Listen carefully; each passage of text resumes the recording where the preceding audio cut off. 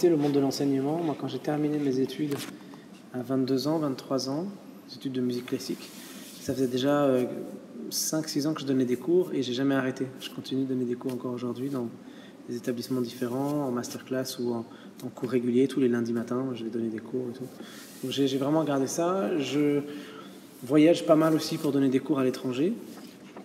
Et que ce soit pour l'improvisation que j'enseigne ou pour la trompette, à une époque, beaucoup plus que maintenant, mais je le fais toujours encore un tout petit peu. Ça fait vraiment partie de... pour moi, c'est intégré dans mon métier, quoi. C'est pas un truc que je sépare. Je suis musicien, puis à côté, je donne des cours. Non, pour moi, c'est vraiment un tout. Ça fait partie de mon métier, vraiment. Et donc, ça n'a jamais été remis en cause. Et votre métier, là, c'est monter sur scène et faire une immense tournée avec un départ pour ce nouveau spectacle qui rend hommage à Kalsoum, c'est comme ça qu'on prononce? Ouais, il y a des gens qui disent Kalsoum, mais la plupart disent ou devraient dire, je pense, Kaltoum, puisque c'est un T en fait. D'accord, donc voilà. Kaltoum. Comment on fait pour rendre hommage à une immense voix, cette cantatrice du peuple, comme on la surnomme, avec une trompette? Ben, je sais pas comment, mais enfin, en tout cas, je le fais comme je le sens vraiment. Donc, j'ai tout simplement adapté une de ses chansons les plus connues, les plus populaires, qui s'appelle Les Mille et Une Nuits, Alf Layla wa Layla. Je l'ai transformée, je l'ai adaptée, pas tout seul d'ailleurs, avec Frank West, le pianiste qui est sur scène avec nous. On a travaillé dessus pour faire vraiment un arrangement qui serait une forme de traduction de la chanson arabe en jazz, comme on traduirait dans des langues différentes.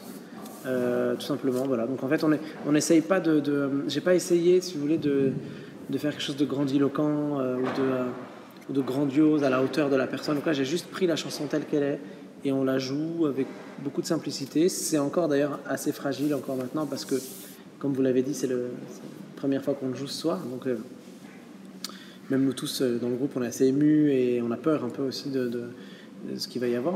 Il y a certainement des choses qui vont fonctionner, d'autres qui fonctionneront un peu moins et qu'on devra corriger. C'est vraiment la première, quoi. Donc, mais bon, on est ravis de pouvoir faire cette première dans de bonnes conditions aussi. D'être reçus ici pour une première, ça nous oblige aussi à faire les choses vraiment bien et de ne pas y aller à moitié, de ne pas faire la moitié du chemin et de se dire bon, on verra.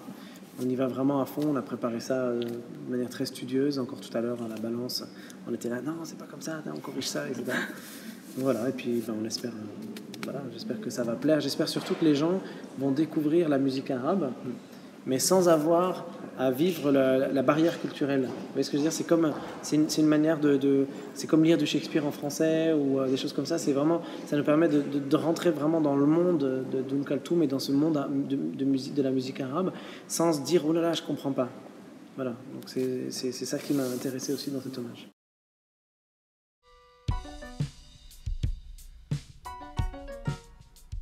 Nos parents nous donnent ce qu'ils ont à nous donner. Et moi, j'ai eu la chance d'avoir des parents qui m'ont donné la musique et qui m'ont fait aimer la musique. Et du coup, comme je suis musicien, c'est une chance.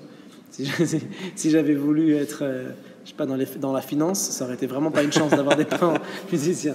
Et comme j'ai décidé d'aller vers la musique, du coup, oui, c'est sûr qu'ils m'ont donné beaucoup de choses, beaucoup d'amour, de l'amour de la musique, etc.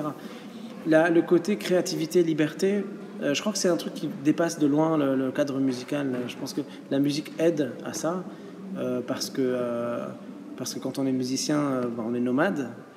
En plus, nous, on est migrés en France, donc on est d'autant plus nomade. Et puis, donc il y a cette forme de liberté des voyageurs, peut-être. Et ça, c'est certainement plus ça qui a nourri mon regard sur la notion de liberté et du coup sur la créativité dans l'art en général. Voilà. Mais l'un nourrit l'autre, c'est toujours compliqué ces choses-là. Vous êtes un musicien qui a connu une ascension, une notoriété plus grande ces dernières années. Certains artistes ont peut-être besoin d'un moment quand on explose comme ça, de souffler. Et vous, c'est le contraire. Vous faites presque un album solo par an. Vous avez commencé dans la composition de musique de film. Vous avez besoin de ça? Alors, d'abord, il faut modérer, parce que le succès que j'ai, il est modéré. C'est pas, voilà, j'ai pas fait d'album avec Quincy Jones qui s'est vendu à 35 millions d'exemplaires. Enfin, voilà, faut y aller mollo, quoi. Donc, j'ai beaucoup de chance, en effet, parce que ça se passe plutôt bien professionnellement. Maintenant, on m'a déjà posé cette question et vraiment, la réponse, elle est très simple. C'est juste que moi, je fais pas la musique comme peut-être beaucoup de gens en font de l'art ou de la musique comme quelque chose comme une distraction. Tiens, je vais découvrir tel côté artistique, tel truc, je vais développer tel projet, et puis d'un seul coup, il y a du succès. Oh là là, il faut que je me calme, je vais aller me reposer. Je suis pas du tout dans ça. Moi, c'est quelque chose de viscéral. Moi, je respire ce que je fais. Vraiment, si j'avais pas ça, j'aurais aucune raison de vivre. Enfin, ou alors la famille, quoi. Mais je pense que ce serait même pas suffisant. C'est triste à dire comme ça, mais la musique, c'est quelque chose. C'est la musique, la création musicale, c'est quelque chose qui rythme ma respiration, quoi. Donc, je réfléchis pas quand je travaille. Je me dis pas, ah là, j'ai trop de travail. Plus j'en ai, plus je suis heureux. Alors, il y a des gens de temps en temps qui disent attention, burn-out, machin, etc. Mais moi, impossible qu'un truc pareil m'arrive, quoi. C'est impossible. Moi, c'est tout ce qui m'habite, c'est tout ce qui me fait vivre. Donc, plus il y a des projets, plus je suis heureux, en fait. Et des fois, je peux peut-être pas respecter les deadlines ou le temps qu'on me donne. Et donc, dans ce cas-là, je m'excuse et je demande quelques jours de plus, etc. Mais c'est un bonheur. Enfin, comment je pourrais me plaindre de ça, quoi. Et dans votre activité, vous disiez tout à l'heure, c'est aussi donner des cours, transmettre votre savoir au niveau musical avec un accent sur l'improvisation. C'est aussi une bonne manière de donner envie aux plus jeunes de se mettre à la trompette. C'est pas forcément les grands classiques qu'on connaît. Il y a aussi cette partie sensorielle que vous mettez dans la musique. En fait, j'enseigne l'improvisation pour tous les instruments confondus, y compris les chanteurs, les percussionnistes, les pianistes. Enfin, c'est pas que les trompettistes. Donc mes élèves viennent de partout, de tous les styles musicaux, de tous les niveaux. Il y a des débutants comme des musiciens confirmés, tous les âges. Donc, et ce qui est chouette dans l'improvisation, c'est qu'il y a c'est un langage. D'ailleurs, il a été victime de la richesse qu'il habite. C'est un art complètement libre. Et comme c'est complètement libre, on l'a mis dans une case qui est l'expérimentation. Et donc l'improvisation a été victime de ça. L'improvisation devrait être partout. Là, ce que vous êtes en train de faire, c'est de l'improvisation. Ce qu'on va faire ce soir en concert, même s'il y a beaucoup de choses préparées, ça sera de l'improvisation. Les musiciens, quand ils interprètent du Mozart, il y a une part d'improvisation dedans. Dans la vie, celui qui ne sait pas improviser, il est super rigide, il ne peut pas vivre, surtout dans les sociétés qui accélèrent à une vitesse incroyable. Donc, pour moi, l'improvisation, c'est l'art de la vie. Enfin, moi, j'ai même tendance à dire à mes élèves que je leur donne des cours de liberté. Parce que au-delà de la musique, au-delà de la véracité musicologique des propos, etc., il y a surtout une manière d'envisager la musique, l'art, la vie, les rapports humains. Et l'improvisation, c'est juste l'art de se mettre d'accord les uns avec les autres. Et donc, quand je propose quelque chose musicalement et qu'on est par exemple 3 ou 4 à improviser, ou 50, ou je ne sais pas combien, et ben, le fait d'improviser tous ensemble, c'est quoi? C'est je propose quelque chose, est-ce que tu aimes, est-ce que tu n'aimes pas? Essayons de construire un truc ensemble. Tiens, là, j'ai bien aimé ta phrase, je vais la jouer avec toi. Là, il y a quelqu'un qui va couper la parole. Attention, on vient de se couper la parole, qu'est-ce qui s'est passé? On ne s'est pas écouté les uns les autres. Attention, la guitare, personne ne l'entend parce que ça ne joue pas très fort. On baisse, on s'écoute. Donc, c'est vraiment un truc de rapport humain.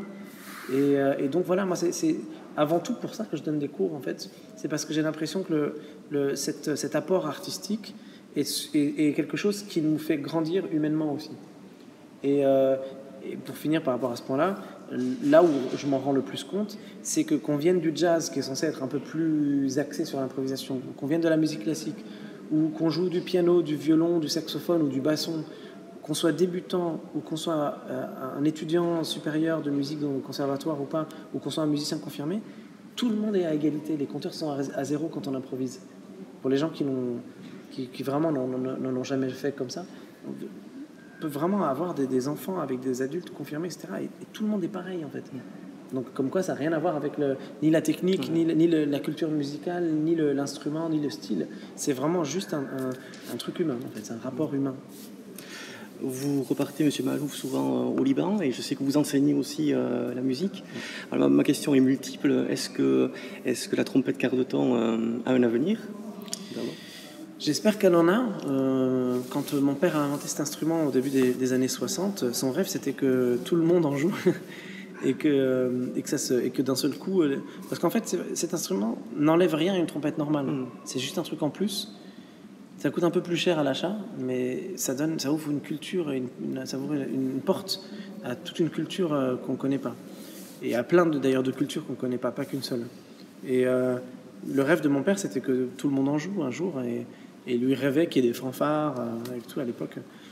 Alors, il s'est rendu compte très vite qu'en fait, ça n'intéressait pas beaucoup les gens. J'ai été son seul élève qui le fasse vraiment de manière professionnelle. Il y a quelques musiciens de temps en temps, à droite à gauche, d'ailleurs il y en a ici dans cette région et d'autres ailleurs, qui se sont intéressés vraiment à cet instrument, qui ont même fait des disques avec, qui ont essayé de développer des choses, mais ça ne prend pas de manière plus générale, donc je pense qu'il faudra beaucoup de temps.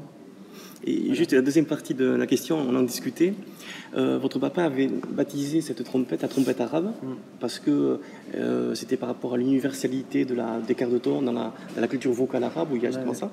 Et c'est devenu la trompette quart de ton. Est-ce qu'il y a une signification ou... En fait, il y a toute une histoire sur ça. Je ne sais pas trop développer là-dessus, mais quand mon père a inventé l'instrument, pour lui c'était évident. C'est une trompette qui permet de jouer la musique arabe. Donc ça s'appellerait musique arabe. Sauf qu'à l'époque, tout le monde lui a dit, attends, arabe, bon, il y a les attentats, il y a la guerre, il y a la machin, donc et tu peux pas trouver un autre nom. Et lui, il a dit, non, ma trompette, je vais pas avoir honte de ma culture arabe, donc pas de raison. Une trompette qui joue la musique arabe. Il dit, oui, mais si tu appelles ça oriental. Et il dit, oui, mais non, oriental, ça joue pas la musique chinoise, ça joue pas les musiques d'Extrême-Orient, donc il n'y a pas vraiment de raison. Donc à un moment donné, quand moi j'ai grandi et qu'il a fallu que j'en parle, force est de constater que quand je dis trompette arabe, les gens tout de suite arabe. Donc il y a comme un mur quand même qui se crée. C'est comme tout à l'heure, on était dans le train avec un des musiciens qui parle arabe. Quand on se parlait en français, tout le monde était là. Et dès qu'on a commencé à parler arabe, les voisins nous regardaient bizarrement, etc. Donc il y a quand même je dis pas qu'il y a du racisme forcément, etc. Je suis pas dans ce discours-là, mais il y a quand même un peu une barrière dès qu'on dit qu'un truc est arabe. Tout de suite, alors d'abord ça fait référence à la religion musulmane, ensuite ça fait référence à l'Arabie Saoudite, au Golfe ou à l'Algérie, etc. Et donc les gens ils connaissent pas tellement cette culture. Donc moi, pour trancher, pour ne dire ni oriental ni arabe, j'ai dit c'est une trompette qui joue les quarts de ton, donc on appelle ça trompette à quarts de ton, et puis c'est terminé, on parle plus. Voilà. Quelqu'un qui n'est pas forcément amateur de jazz peut peut-être penser que c'est un genre qui est resté bloqué au XXe siècle. Est-ce que vous avez besoin de montrer que le jazz évolue, que même les gens qui connaissent très très très bien le jazz vous diront que le jazz s'arrête en 1960. C'est pas une mission pour moi ou quoi, en tout cas, pour répondre à la question. D'abord, moi, je dis tout le temps que je suis pas un jazzman. Les musiciens qui jouent avec moi derrière, dans le groupe, eux, c'est des vrais jazzmen. J'ai la chance de jouer avec eux. Ils ont accepté. J'ai la chance qu'ils aient accepté de jouer avec moi. Et donc, on a créé un groupe. Moi, j'essaie dans toutes les musiques que j'essaie de jouer ou de créer plutôt, j'essaie de mettre tout ce qui me constitue. J'essaie d'être sincère, donc quand je suis sincère, il y a plein de trucs qui viennent de partout. Et le jazz fait partie des musiques qui me nourrissent beaucoup depuis des années et des années, donc je ne l'exclus pas. Voilà. Et quand je fais un projet comme celui-ci, où j'ai vraiment envie que le jazz ait une part importante, alors je l'intègre dans mon propos. Mais je n'ai pas la prétention de faire partie de gens qui seraient en train d'essayer de moderniser le jazz ou de métisser ou quoi. Ça, c'est plutôt l'analyse des gens les gens font les analyses qu'ils veulent et c'est très bien. Moi, il y a des gens qui disent oui c'est du jazz, d'autres qui disent c'est pas du jazz. Des fois il y a des conflits, je sais moi, j'ai vécu des trucs pas très drôles par rapport à ça, parce que dès que dans le milieu du jazz j'ai été récompensé, il y a des gens d'un seul coup qui se lèvent et qui disent ah bah non, etc. Donc ça, parfois c'est un peu agressif et tout. Donc moi je laisse vraiment les gens décider. Moi je fais ma musique et c'est tout. Voilà.